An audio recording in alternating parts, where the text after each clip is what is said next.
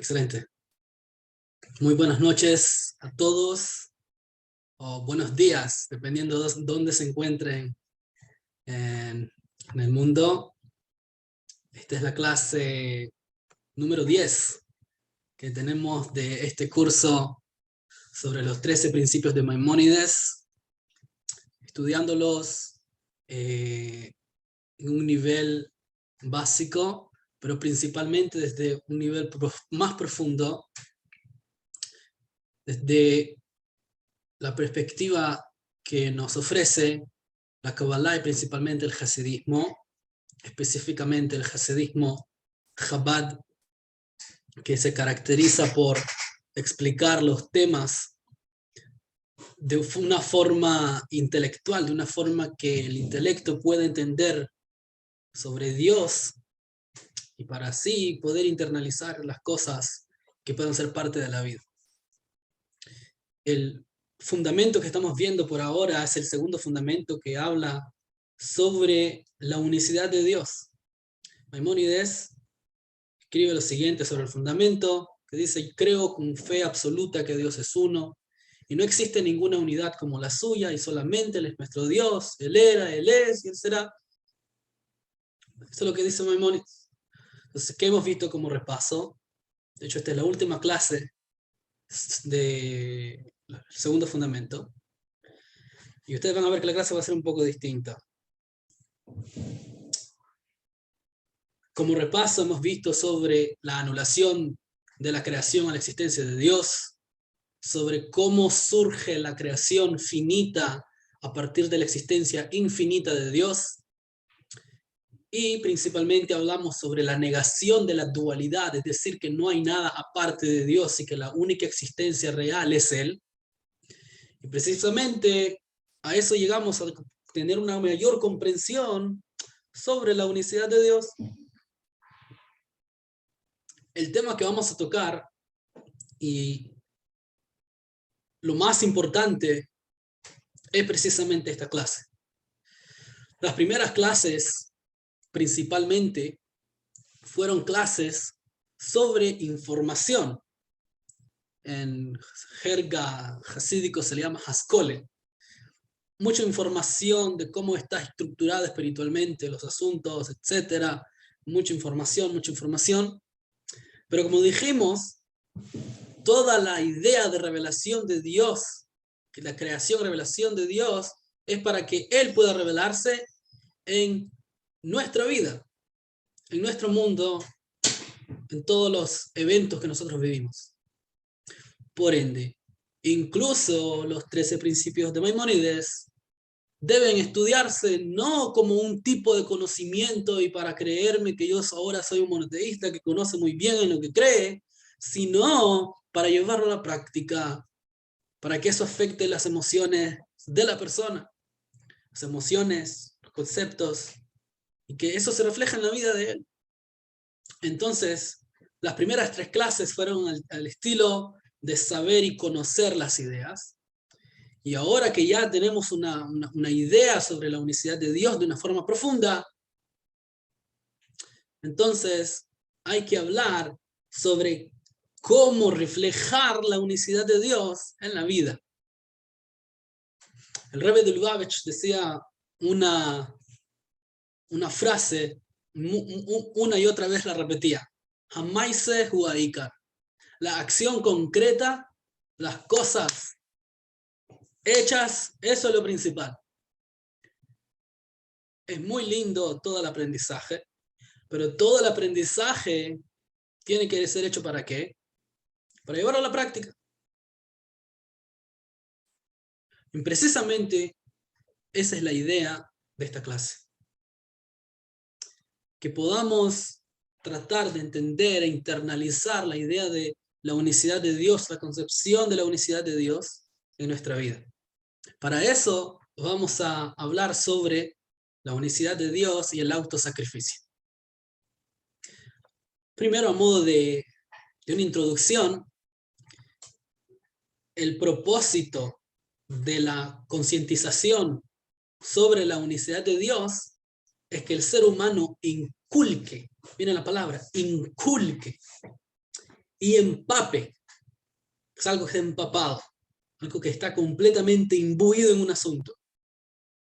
Para que el ser humano inculque, es algo que es continuo y que empape de ello su vida. Dios es uno y lo único que existe. Entonces la meta es instalar la conciencia de la unicidad de Dios en nuestro intelecto y emociones. Sin embargo, suena sencillo, ¿eh? Suena como algo, ok, hay que hacerlo, vamos a hacerlo. Pero no es sencillo. No es sencillo y es una tarea de todos. Es un trabajo. ¿Cómo es un trabajo?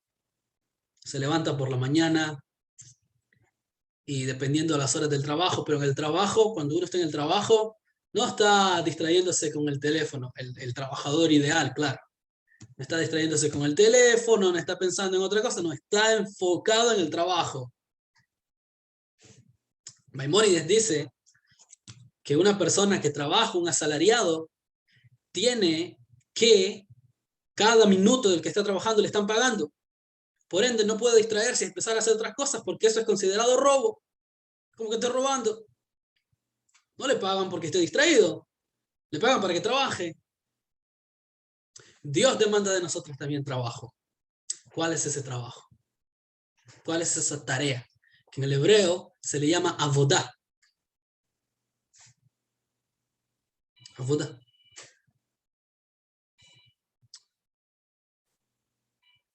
No es sencillo. Ahora, todo trabajo, todo esfuerzo conlleva algo que es lo contrario al esfuerzo. Por la mañana cuando nos levantamos para ir a trabajar, lo que en realidad nosotros queremos hacer no es levantarnos y ir a trabajar, sino todo lo contrario. Queremos continuar durmiendo. Es difícil. Por eso la idea de la vacación. Porque descansa trabajar. Pero bueno, hay facturas que pagar. Hay cosas que hay que hacer, hay que cuidar, etcétera, etcétera. Bueno, hay que trabajar. Bueno, pero no quiero trabajar, pero igual hay que trabajar, hay que hacerlo. Es en contra de tu voluntad. Sin embargo, y muy interesantemente, las personas que trabajan, adultos, estamos hablando de adultos, los chicos necesitan dedicarse a su estudio. Ellos su trabajo es estudiar, enriquecer el conocimiento, etcétera, su educación, es el trabajo de ellos. Pero los adultos que tienen responsabilidades, cuando trabajan, sobre todo en el hombre, cuando trabaja tiene mayor satisfacción personal, se siente más libre. No sé si les ha pasado, a mí me ha pasado, vuelvo del trabajo, y cuando vuelvo del trabajo me siento con muchas energías. O sea, el cansancio que tenía en el trabajo se quita, empiezo a hablar, no sé. No es siempre, no es algo de siempre, pero hay un sentimiento de satisfacción. Ahora, quien no trabaja, primero que se vuelve una persona que todo el mundo gira alrededor de él. Porque está tan ocupado, perdón, está tan desocupado que lo único que existe es él. Y la gente entra en problemas psicológicos, precisamente por esa razón. Porque el centro es él.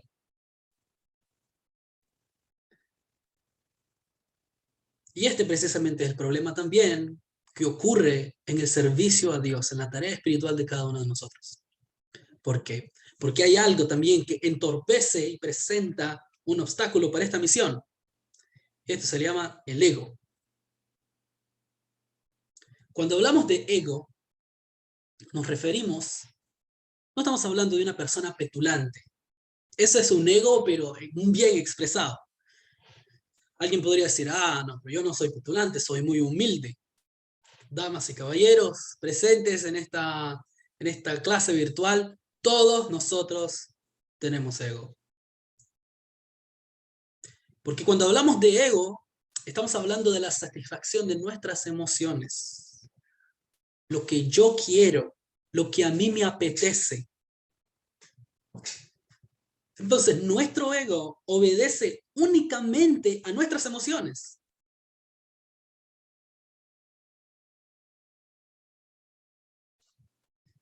Explican los sabios que el error primordial, el primer error del ser humano fue precisamente descubrir el yo. El yo. El primer hombre y la primera mujer en el jardín del Edén, Adán y Jabá, Adán y Eva en castellano, en español. Ellos comieron del árbol del conocimiento y adquirieron la conciencia de que existían.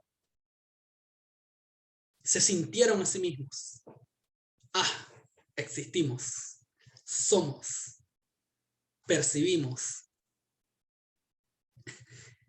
Y desde entonces, esa conciencia de nosotros mismos, de me siento a mí mismo, ha sido la raíz de toda desgracia.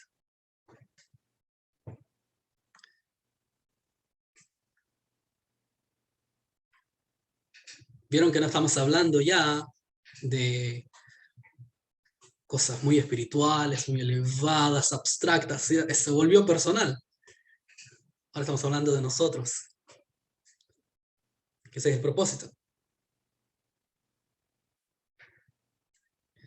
¿Cómo iniciamos sobre el segundo fundamento? La idea que se aprende del versículo, y sabrás hoy, y asentarás e instalarás, ¿dónde? En tu corazón.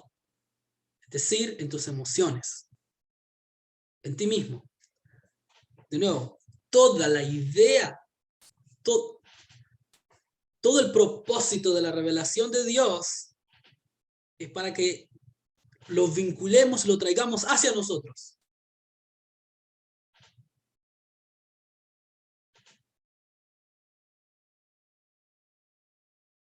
Entonces,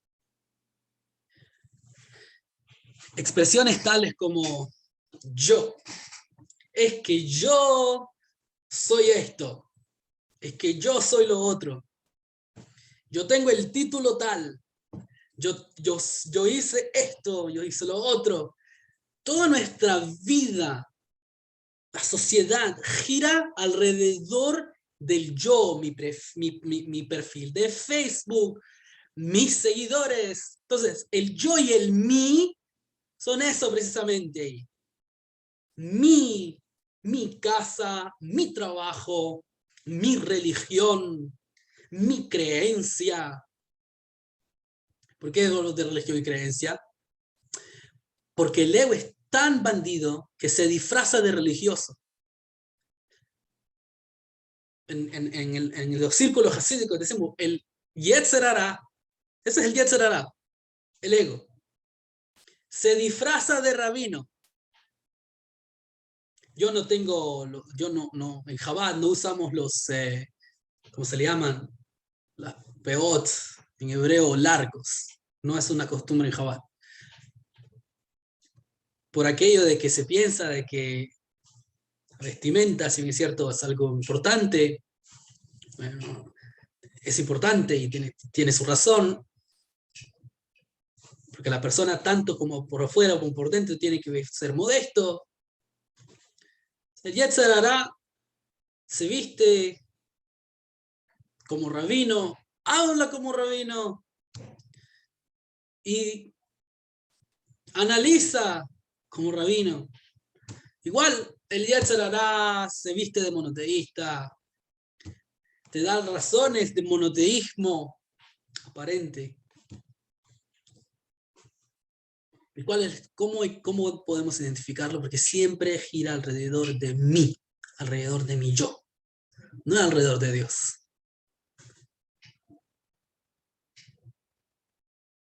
Entonces, estas expresiones como yo, mí, surgen precisamente ¿de qué surge?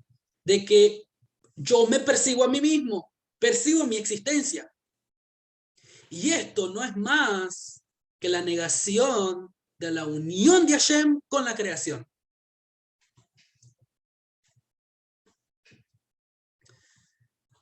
cuando yo digo mi deseo, mi esto, mi lo otro, en un sentido de que eso es lo que realmente me mantiene y gracias a eso existo, cuando quiero pisarle la cabeza a otro usando mi posición, sea cual sea la posición que sea, ¿qué estamos diciendo en ese momento? Este mundo, mi vida, todo lo que yo soy, el dueño de eso soy yo. No hay un Dios. Ahora, si bien es cierto, no lo dice verbalmente, no está diciendo no hay Dios, porque eso no lo decimos, somos monoteístas. Uf, Dios libre de decir tal cosa. No hay Dios. Obviamente existe un Dios. Pero ¿realmente Dios tiene que ver conmigo? No. Por eso dije, la clase va a ser distinta. Realmente siento que Dios es el que dueño de todo y que maneja todo y Él es la energía de todo y me está creando a partir de la nada. Ok, no lo siento, pero por lo menos me concientizo al respecto. Entonces, cuando decimos yo, estamos diciendo que el mundo y Dios son dos cosas distintas, son aparte. Dios pertenece al mundo de lo espiritual, que voy a mencionar ese tema sobre lo espiritual también. Mucho se habla en distintas religiones y creencias y filosofías sobre espiritualidad y esto. Adelantándome un poco, Dios no quiere que seamos espirituales. Pero para más adelante en esta clase. Entonces, cuando decimos que hay algo más aparte de Dios, estamos diciendo que yo existo y soy autónomo. Dios existe, pero yo también existo. Él tiene su voluntad, pero yo también tengo la mía. Él me dice, mira, fulano, no robes, pero bueno, yo tengo necesidades y necesito por lo menos hacer algo para pagar las facturas. Yo. Si todo inicia con qué? Con el yo. Ahora, Adán y Eva, antes de concientizarse sobre el yo, ellos no tenían este tipo de percepción. Y por eso, debido a la carencia de la percepción del yo, a pesar de que carecían de ropas para cubrirse, ¿qué dice la Torá? Sin embargo, no sentían vergüenza. ¿Sentían vergüenza? No se sentían a sí mismos. ¿Por qué? Porque ellos experimentaban la unicidad de Dios y nada más.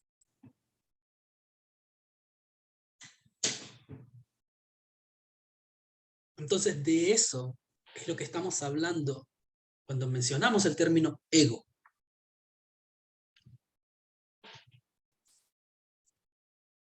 El ego es completamente, diametralmente opuesto a la verdad.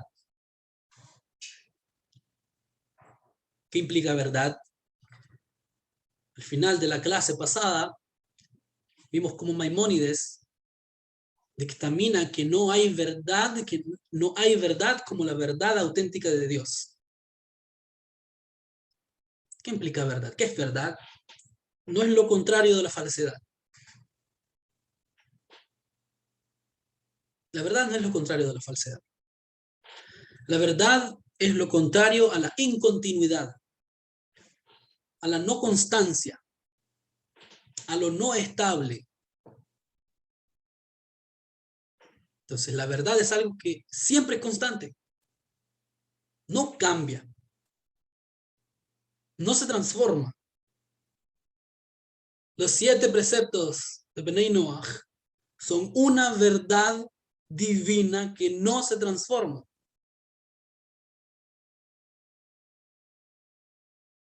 Es constante.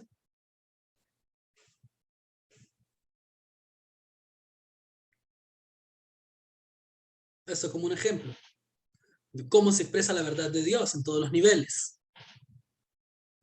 Entonces, el ego es precisamente este opuesto a la verdad, es una barrera que nos cega de la conciencia de la unicidad de Dios.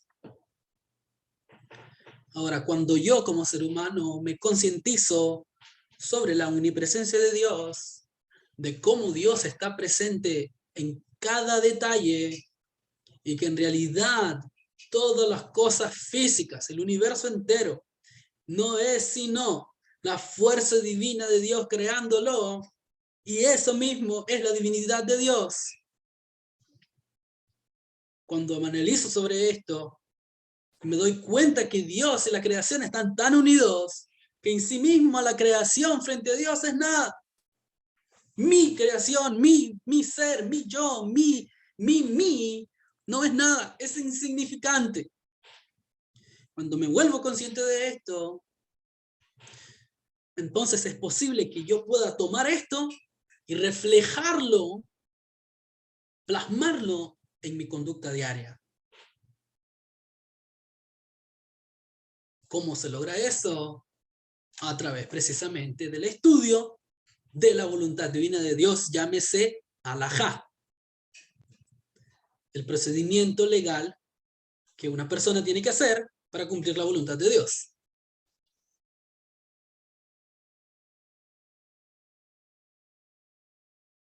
Entonces, ¿hasta qué punto debe plasmarse la unicidad de Dios? Ok, la unicidad de Dios es algo que tiene que reflejarse en la vida de la persona que se concientice sobre esto.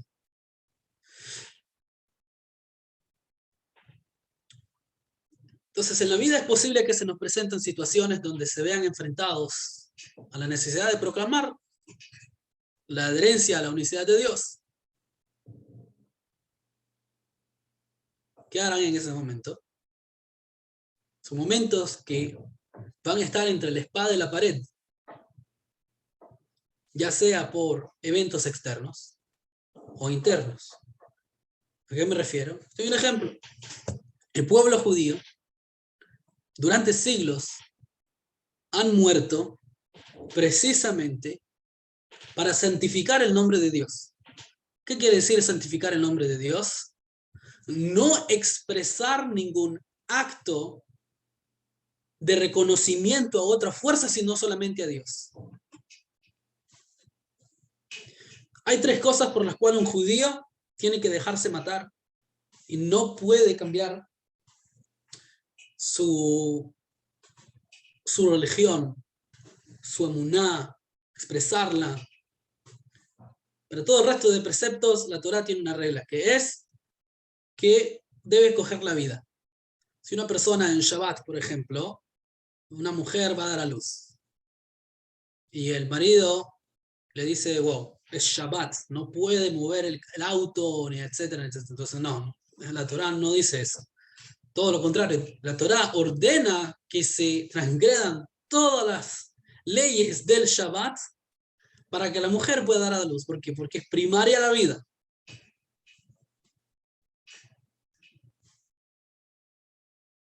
O sea que el yihadismo no es no es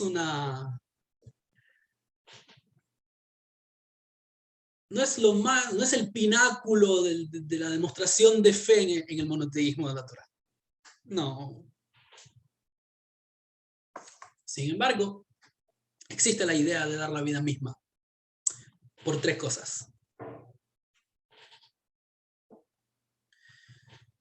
Al reconocer, alguien pregunta, al reconocer la unicidad de Dios, al adherirse, ¿se anula el ego? Es un trabajo, depende de uno mismo. Si la reconozco y lo llevo a mis acciones, entonces el ego poco a poco se refina. Vamos a ver. Precisamente de eso queremos hablar.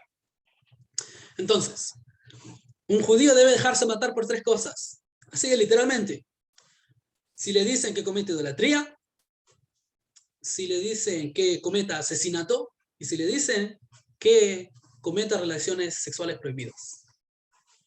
Son tres cosas. Los sabios talmúdicos enseñan que si uno hace una cosa, algún judío podría pensar, bueno, no me voy a dejar matar y voy a cometer Gilui Arayot. Voy a voy a casarme con una persona que no es judía y voy a hacerlo porque, bueno, no me voy a dejar matar. Los sabios dicen, si vos haces eso, vas a terminar haciendo idolatría y vas a terminar también asesinando. Las tres que sean, van a terminar, si escoge una, va a terminar haciendo las demás. Y el Talmud cuenta una historia de qué fue lo que pasó con judíos que precisamente no se dejaron matar y continuaron su vida. Y luego hicieron las otras dos. Es intenso, es extremo.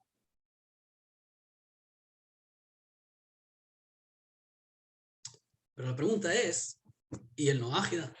¿Qué pasa con él? ¿Tiene el Ben Noaj el precepto de dar la vida por Dios? Vamos a ver. Aquí vamos a poder darnos cuenta de qué tiene que ver el autosacrificio con la unicidad de Dios. Cuenta el Talmud una historia sobre Abraham el patriarca. Abraham el patriarca él llegó a concientizarse tanto sobre Dios que él entendió que había que difundir sobre Dios en el mundo.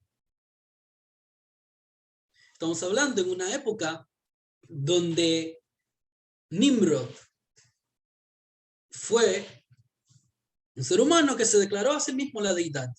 Él se declaró a sí mismo, yo soy el Dios. Olvídate, no hay ningún Dios, yo soy el Dios acá. Dios no se ve, es muy trascendente. Déjenlo para hacer ángeles y para que lo alaben y esas cosas.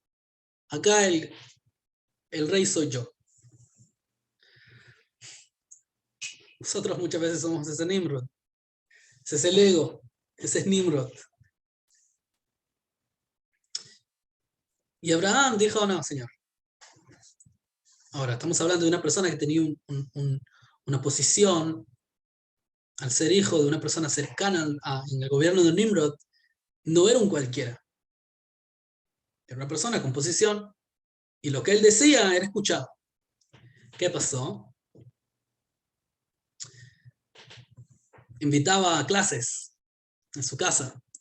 Abría su mesa y gente que pasaba por su casa abría mesas, abría un restaurante y empezaba a hablar sobre Dios, sobre cómo Dios era el creador del mundo, cómo estaba vinculado con el mundo. Eso a Nimrod no le gustó. Fanático, este es un fanático. La realidad es el mundo. La realidad es nuestro plano material, esa es la realidad. La realidad es que vivimos en un mundo de maldad. Ahora mismo tenemos un montón de alboroto alrededor del tema de Ucrania, Rusia. Esa es la realidad. Esa es la visión materialista. Abraham, el patriarca, era una visión por encima de la concepción materialista. Él dijo no.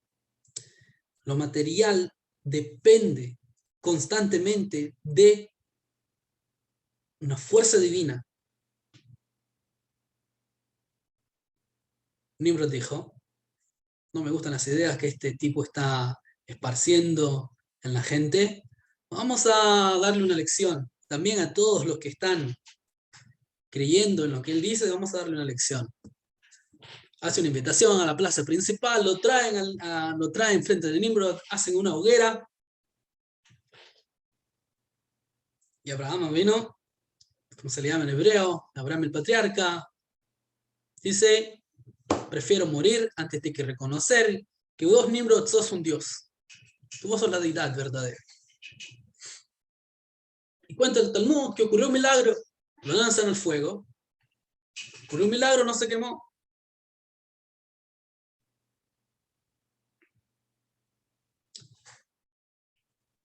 Entonces, si bien es cierto que no hay una mitzvah, no hay un precepto de autosacrificio para Ben Noaj, para los noajes no hay una mitzvah. Excepto para la prohibición de asesinato. Todos los detalles al respecto de esta ley sería para otra clase. ¿Qué implica asesinato? ¿Qué significa? Eso para otra clase. Pero no hay un precepto para el Ben Noach que tiene que hacerlo.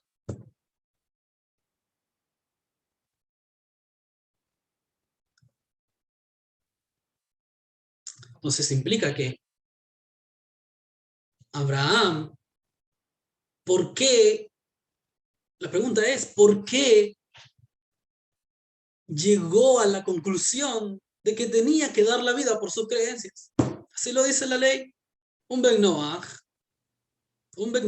sí, así dice la ley. Que estén asombrados. Un Ben Noach que esté expuesto por su vida, tiene permitido no dar la vida. Y alguien pregunta, ni siquiera en la idolatría, alágicamente, según la ley, según el procedimiento legal, tiene permitido decir, ok, voy a pretender. De nuevo, son muchas las leyes al respecto. Entonces, ¿para qué la Torah nos cuenta? Nos viene a contar historias bonitas. ¡Wow! ¡Qué héroe era Abraham el patriarca! La Torah no nos viene a contar cuentitos. La Torah, cuando menciona algo, lo cuenta para que nosotros aprendamos algo en la práctica de eso, para que podamos proyectar una enseñanza y hacerlo en la práctica, que inyectemos nuestras vidas de esa enseñanza y la llevemos a la práctica. ¿Qué aprendemos entonces?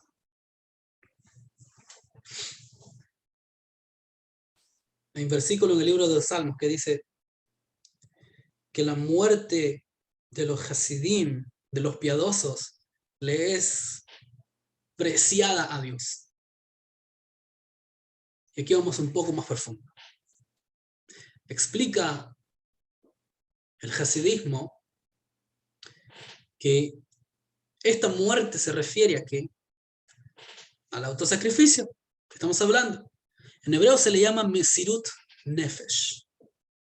Mesirut quiere decir entrega. Nefesh quiere decir la vida de uno. Desde un punto de vista más profundo, desde el hasidismo nos explica que Nefesh se refiere a la voluntad propia de uno. Los deseos.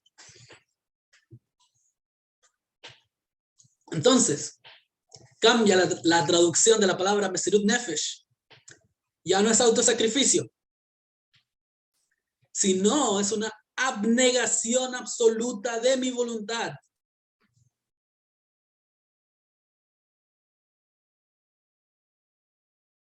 ¿A qué nivel tiene que ser esa abnegación absoluta?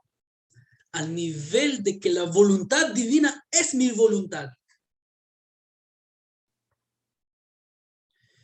Explica el Baal Shem Tov precisamente esta idea a partir de la Mishnah de Pirkei Avot, en el capítulo 2, en la sección 4 del capítulo.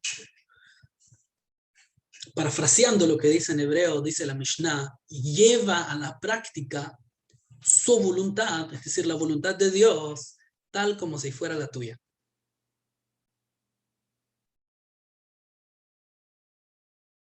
Explica el Rebbe de Lubavitch. ¿Por qué Abraham vino precisamente? Dijo, voy a dar la vida. La respuesta la tenemos en entender cuál era la tarea de él. ¿Qué dijimos que era la tarea de Abraham? ¿No? La tarea del patriarca. Su tarea no era ser un yihadista. El monoteísmo que logró entender sobre Dios no era un monoteísmo que el pináculo de eso es dar la vida. No. La tarea del patriarca era difundir la concientización sobre la unicidad de Dios.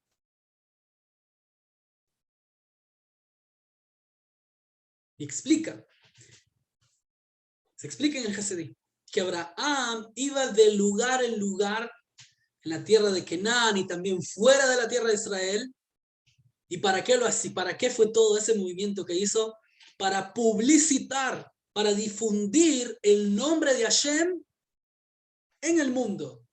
El Dios trascendente del que hablamos, que es fuente de trascendencia del nombre de las 4 letras, Havaye, en el mundo. Por eso dice la Gemara sobre el versículo de Génesis 21:33. Dice que Abraham sembró un eshel, un tipo de árbol, y dice que, donde en Beersheba, dice que y llamó allí el nombre de Dios. ¿Cómo es la traducción? Dios. Algunas traducciones dicen Dios eterno, otras dicen Dios del mundo. Sin embargo, en hebreo no. En hebreo no está correcto, bien dicho lo que dice ahí. ¿Por qué? En hebreo dice Kel Olam. Kel Olam, para darse a entender. En hebreo el artículo El Olas se dice, se pone una letra Hey. Vamos a ver ahora hebreo. Una letra Hey. Cualquier letra. Hay una letra que representa el artículo. Esa es la idea. Entonces, para decir el Dios de el mundo, hay que decir no que el Olam, que él quiere decir el Dios, el poderoso. Olam quiere decir mundo, universo, toda la creación. Olam, la creación. Pero en el sentido de lo palpable. Creación palpable. Para nosotros. No dice Kel Aolam, no dice Dios del mundo, sino dice Dios mundo. ¿Por qué dice Dios mundo? Dice la Gemara. No leas. Dice en el versículo, Vaikra Sham Beshem Hashem Kel Olam. Y llamó allí en el nombre de Dios, invocó el nombre de Dios. ¿Cómo lo llamó? Al nombre del Eterno. Kel Olam. Dios mundo. Dice la Gemara, no leas Vayikra, no leas el invocó, sino Vayakri. Él hizo invocar a los demás. Él hizo que los demás dijesen y entendiesen que Dios no es separado del mundo, sino que Dios y el mundo son la misma cosa.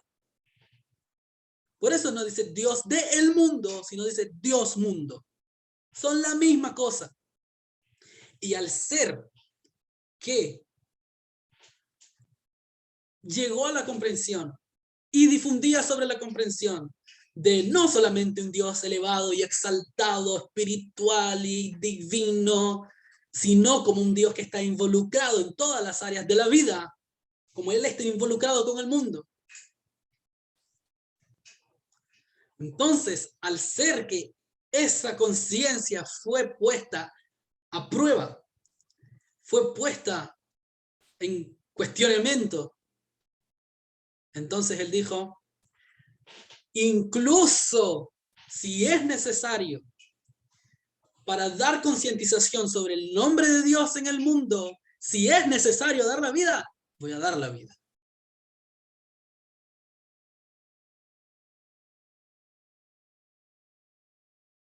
Entonces, dar la vida no es algo, no es lo primario. Desde el punto de vista legal, no es primario, es secundario. Porque si bien es cierto, está permitido que la persona dé la vida. Si una persona da la vida, se le permite.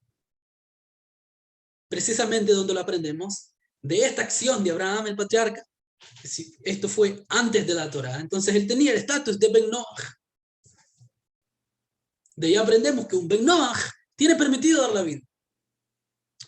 Ahora nosotros vivimos en una época donde nadie nos persigue, nadie nos dice qué es eso que crees, cómo damos la vida. Precisamente cuando nos abnegamos y hacemos lo que Dios quiere y no nuestra propia voluntad. Eso es dar la vida. Cuando a pesar de que yo tengo un fuerte deseo, no sé, tengo un fuerte deseo de cometer esta transgresión, Dios libre, o la otra, no sé, imagínense, Dios libre. A pesar de que tengo un fuerte deseo, a pesar de que yo quiero hacer eso, a pesar de que quiero robar, quiero cometer esto, cometer lo otro, y darle rienda suelta a todos mis deseos, ¿qué es lo que yo hago? Todo lo contrario. Pongo a un lado mis deseos y hago la voluntad de Dios. En ese momento le es considerado a la persona como que esté dando la vida misma.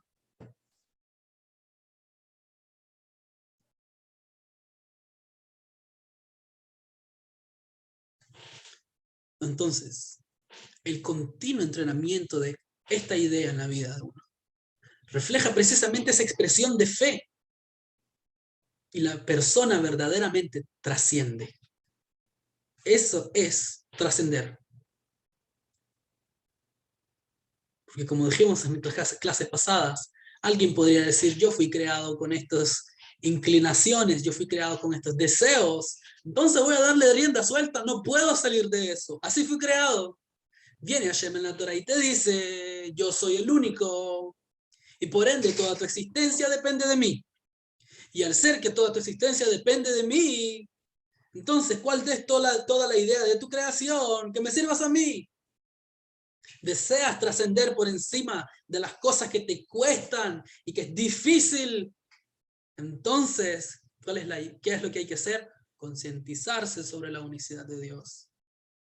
Que Dios está presente en todo momento, está junto ahí contigo. Y esto nos lleva a una enseñanza más grande. Si bien es cierto que va a haber momentos que son difíciles, momentos donde la economía puede estar golpeada, momentos donde nuestro matrimonio se puede ver afectado por X y razón, enfermedades, sustento, etcétera. Dios no lo quiera sobre nadie. Los obstáculos son de Dios. Hay que concientizarse que incluso los problemas que uno está pasando son Dios mismo. ¿Y esto para qué es? Este escrito, Moshe Rabbeinu le habla al pueblo judío y le dice, Hashem, vuestro Dios, te prueba para que sepas. ¿Para que sepas qué? Para que se concientice de que, explica el hasidismo, que Dios manda el alma a un cuerpo. Nuestra alma antes experimentaba precisamente Dios, y para nuestra alma lo único que existía era Dios. Somos enviados a este cuerpo y ahora tenemos que pasar dificultades en todas las áreas, cualquier área de nuestra vida, cada quien con su contexto. ¿Por qué Dios precisamente nos hace estar en una situación así? Olvídense de Sahar Beones, ¿sí? Olvídense de, ¿cómo se le llama? Pago recompensa. Ese es para otro día. Para otro día sintámonos culpables. Ahora es para aprender por qué por qué se nos vuelve difícil la vida. Para que precisamente revelemos fuerzas en el alma que antes nosotros mismos ni sabíamos que estábamos ahí. ¿Por qué Dios probó a Abraham el patriarca? Para que Dios supiese y en verdad decir, sí, pero Abraham es un buen tipo, es un buen sirviente, Mesías. No, obviamente Dios lo sabe todo. De antemano lo sabe. Lo hace para ustedes mismos. Para mí mismo lo hace. Para que yo descubra en mí mismo mis capacidades.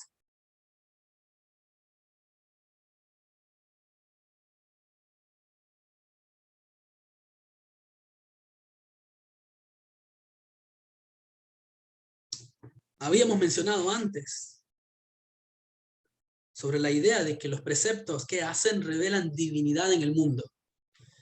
Ellos revelan divinidad, no espiritualidad. Acá vamos a tocar el tema un poco sobre espiritualidad. Espiritualidad, divinidad. Se tiende a confundir ambas cosas.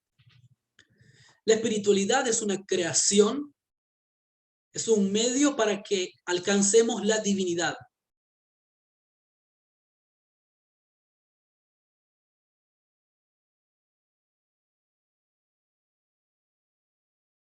Es decir, que la espiritualidad tiene que ver con la naturaleza. Es algo natural, no es algo trascendente. Lo que es trascendente es completamente distinto es lo divino, Dios. Como dijimos, Dios no es espíritu, es más que eso. Entonces la espiritualidad no es el fin que un monoteísta tiene que alcanzar. Y siendo que la espiritualidad es algo natural, tal cual como el agua es natural y todas las cosas que nosotros vemos natural, ¿qué pasa cuando la espiritualidad se vuelve el fin?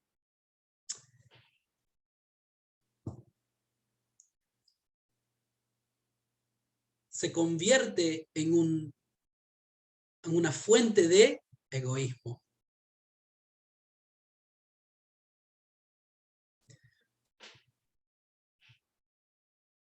Entonces se escucha hablar de movimientos que buscan la espiritualidad. Si Dios quisiera que fuésemos espirituales, nos hace ángeles, no seres humanos. Nos hace, qué sé yo, demonios. Igual los demonios lo sirven a él. En la espiritualidad todo está definido. Dios no desea ángeles, arcángeles y todas las cosas que nosotros esperemos que es espiritual. Eso solamente es un medio para el fin, que es la divinidad. El fin no es la espiritualidad, el fin es el mismo, lo divino, Dios.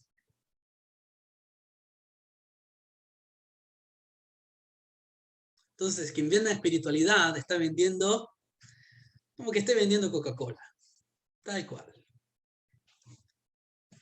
No hay ninguna diferencia que venda Coca-Cola o que venda... Esa no es la meta. La meta no es hacernos espirituales. La meta es que lo físico se refine a tal nivel de que en lo físico se revele lo divino, Dios mismo. Entonces, la mitzvah, el precepto, revela precisamente la divinidad. La mitzvah es espiritual. ¿Tiene un aspecto espiritual? Ok, es un aspecto espiritual. La mitzvah tiene que ir acompañada de emoción, de intención. Claro que sí.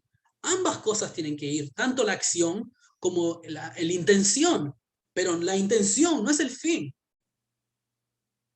Es la acción el fin. Y en la acción se revela que Dios mismo, lo divino. Por otro lado, tenemos que la transgresión, que es lo contrario al precepto, oculta la revelación de la unicidad de Dios. Por eso en la Kabbalah y el Hasidismo se le llama, a la maldad se le llama klipá en hebreo, cáscara. Así como una cáscara. ¿Por qué se le llama cáscara? Porque unas cáscaras cubre a la fruta. Para poder consumir una fruta, a ver, hay distintos tipos de cáscaras. Tenemos cocos, tenemos naranjas, tenemos manzanas. ¿Cuál es la diferencia de las cáscaras? Que una es más refinada que la otra. Una es más gruesa que otra. Cada vez que nosotros agregamos otra cáscara, otra cosa, que oculta que la revelación de la unicidad de Dios. Ahora, este ocultamiento, en términos espirituales, no implica que Dios no está presente. Implica que nosotros no estamos conscientes que Él está presente. Dios está ahí, Dios está dentro de ti. Dios está conmigo en todos los momentos. Él es los momentos. Él es todo.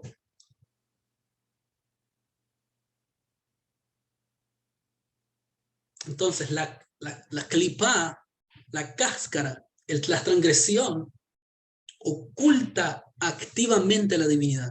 No solamente que lo oculte en un momento, activamente la oculta. Pero en contraste, la santidad, ¿qué es? ¿Qué es santidad?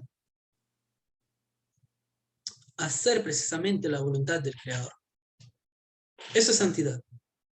La santidad revela la divinidad, revela a Dios. cuando nos volvemos conscientes de esto y actuamos de acuerdo a esto, estamos siendo auténticamente humildes. Esa es la verdadera humildad. Cuando nos concientizamos de Dios a tal nivel que entendemos que en sí mismo y percibimos lo único que existe es Él, y nuestra existencia solamente es para servirle a Él, entonces estaremos tocando, saboreando el nivel que alcanzó Moshe, que fue llamado por la Torá el hombre más humilde. No el hombre más tonto. Humilde no es tonto. Humilde es precisamente esta idea. Cuando experimentamos a Dios, nos sentimos pequeños e insignificantes. Quiera Dios que nosotros podamos internalizar a través de estas clases, estas ideas, y que las llevemos a la práctica en todo momento, todos los días, hasta la mayor revelación de la esencia de Dios con la llegada del Redentor del mundo, Melech HaMashiach. Muchísimas gracias.